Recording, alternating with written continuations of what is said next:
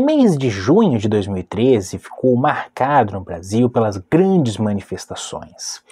Milhares de pessoas foram às ruas, com manifestações que começaram com uma pauta muito simples.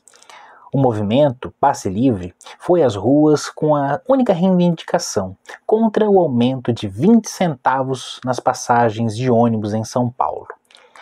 As manifestações tomaram uma proporção muito maior do que se imaginava, em parte pelo apoio de partidos de esquerda que à época eram contrários ao governo, eram oposição, eram críticos ao governo do PT, o PSOL, o PSTU, o PCO.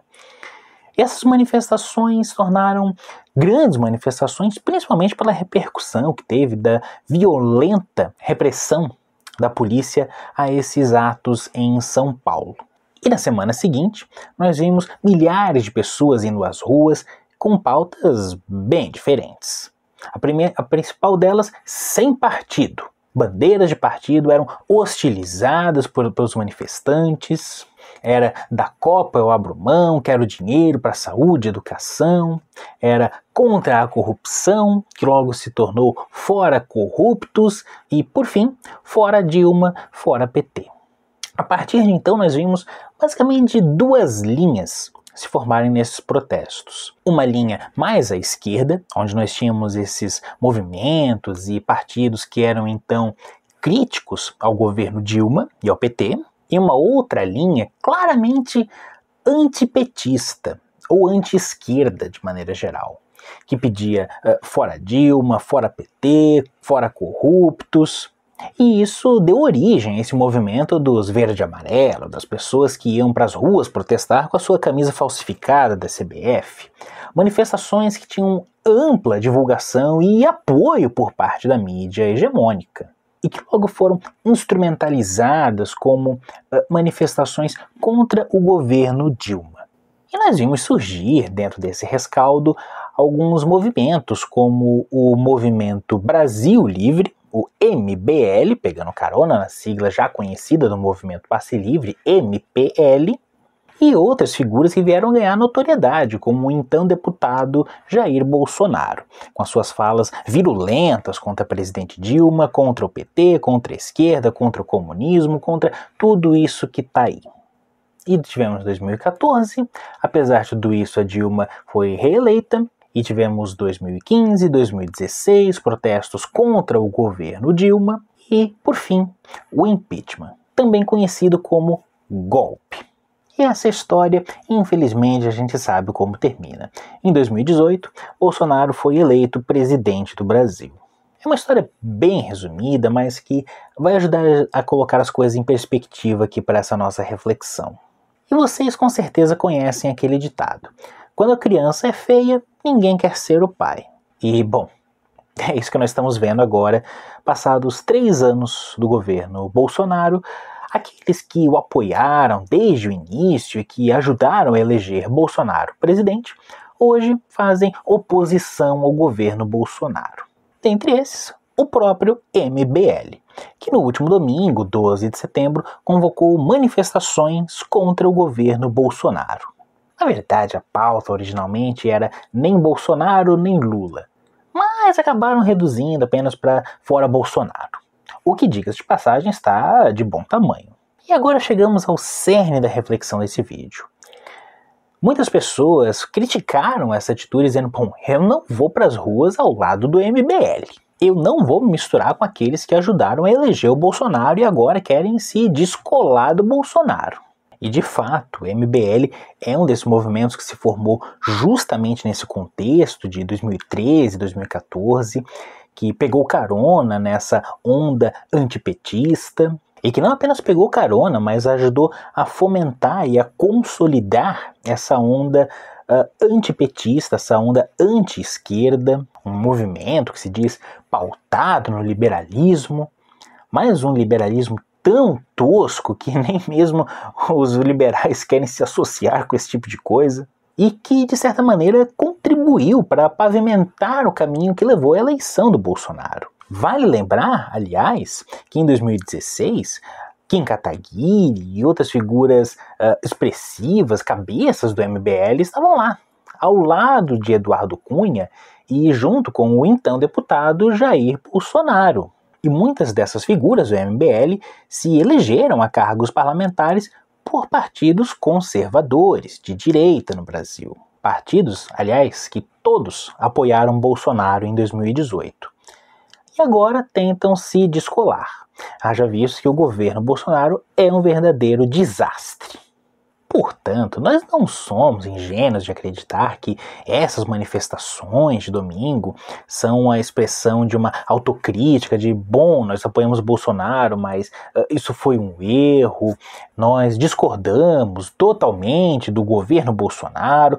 Não, nós temos bem presente que é parte de uma estratégia eleitoreira, pensando já em 2022. Mas nem o MBL, nem essas outras figuras da direita que apoiaram Bolsonaro, que agora tentam fazer uma direita sem Bolsonaro, nenhum deles, por exemplo, discorda da pauta econômica do governo Bolsonaro. Estão procurando alguém que vai executar exatamente a agenda do Paulo Guedes, essa agenda política econômica neoliberal, mas sem o Bolsonaro. Querem alguém que vai seguir, que vai executar essa agenda neoliberal, mas sem o Bolsonaro. Querem uma figura mais civilizada para representar esse projeto. E o problema é, eles não encontram essa figura. Quem seria o melhor representante desse projeto? O Dória? O Eduardo Leite? O Alexandre Frota? A Joyce Hasselmann? O fato é que esses movimentos liberais, de direita, conservadores, enfim, não são nem um pouco críticos à reforma trabalhista, à reforma da Previdência, às privatizações, não são nem um pouco críticos à reforma administrativa e não são nem críticos à pauta de costumes do Bolsonaro. E são coisas que não lhes interessam discutir. Portanto, eu concordo com aqueles que disseram eu não vou às ruas no domingo, dia 12 de setembro, para não ir junto com o MBL. Eu não vou andar junto com quem apoiou o golpe em 2016. Eu não vou andar junto com quem ajudou a eleger o Bolsonaro em 2018. É uma leitura com a qual eu concordo. Mas é preciso ser coerente. Esse foi o discurso do PT e de outros partidos e movimentos de esquerda para não irem às ruas no dia 12. Mas é preciso ser coerente. Esses mesmos partidos e movimentos de esquerda não são assim tão críticos quando o Lula faz as suas articulações políticas com Eunício Oliveira, com Renan Calheiros, com o pastor Isidoro, com pessoas que apoiaram o impeachment da Dilma e que ajudaram a eleger Bolsonaro em 2018. A esses eu apenas digo, sejam coerentes. E o PDT esteve presente nas manifestações do dia 12 de setembro, Ciro Gomes discursou na Paulista, e eu acredito que essa participação foi importante, sim, por dois motivos, basicamente. Primeiro, porque o PDT não esteve presente nas manifestações contra o Bolsonaro no dia 7 de setembro. Outros partidos e movimentos de esquerda chamaram manifestações contra o Bolsonaro no dia 7, e o PDT adotou a postura de não convocar a militância às ruas nesse dia. Tanto o presidente do partido, Carlos Lupe, como o próprio Ciro Gomes desencorajaram os militantes a irem para as ruas, temendo um possível confronto com os bolsonaristas. Aliás, o Ciro mesmo disse que Bolsonaro queria produzir uma pilha de cadáveres no 7 de setembro, talvez para justificar decretar estado de sítio e assim por diante. Nada disso aconteceu. E é claro que é fácil julgar depois do fato acontecido, mas o fato é que todos nós estávamos com medo do que poderia acontecer no dia 7 de setembro. Então, nesse contexto, Ciro e o PDT perderam o timing para ir para as ruas no dia 7 de setembro. E talvez, numa avaliação muito rápida, pensaram, bom, não podemos perder também o dia 12. E talvez eu concorde com a leitura de que Ciro tenha sido o maior beneficiado com essas manifestações. No seu discurso na Paulista, Ciro Gomes marcou um espaço. Foi um discurso de alguém que é capaz de dialogar tanto com a esquerda quanto com uma centro-direita. Ciro Gomes marcou uma posição como oposição ao Bolsonaro, mas uma oposição daqueles que não querem nem Bolsonaro nem Lula. Porém, com um diferencial.